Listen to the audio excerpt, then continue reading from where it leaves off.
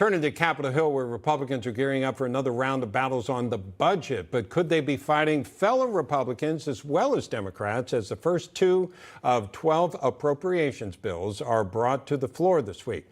To discuss, let's bring in Republican Congressman from Montana and member of the Freedom Caucus, Matt Rosendale. What's going on with the budget? Because people, down the road, we may see another closure situation or closure threat. But can you explain what's going on right now, why people should care?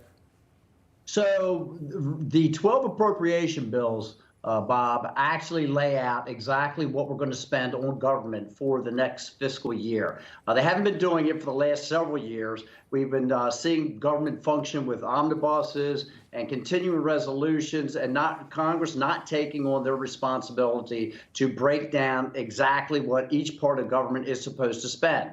As part of the debate that we had in January when we were going through the speaker's discussion, we laid out rules that needed to be implemented. And part of that was to guarantee that we were going to have more of an open rule process to debate these types of legislation on the floor, and that we would bring forward the 12 appropriation bills. Now, as part of that, we also agreed that we were going to, as part of the debt ceiling discussion, that we were going to freeze the spending at the 22 levels, okay? And not radical rollback to 2010 or something, even 2019 levels, where I think most people feel that the federal government was big enough at that time. But 22 levels, which boils down to $1.471 trillion in non-defense discretionary spending. And that's what these 12 bills are going to be addressing. And so what we had a press conference this morning and said, we want to see, the Freedom Caucus wants to see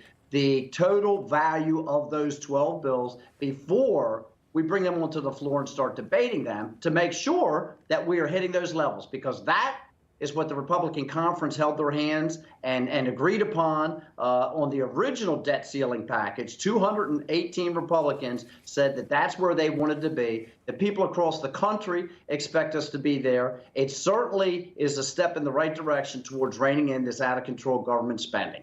All right, Congressman, we're going to have to leave it there. Representative Matt Rosendale, really appreciate your insights. Thank you. Thanks for having me on.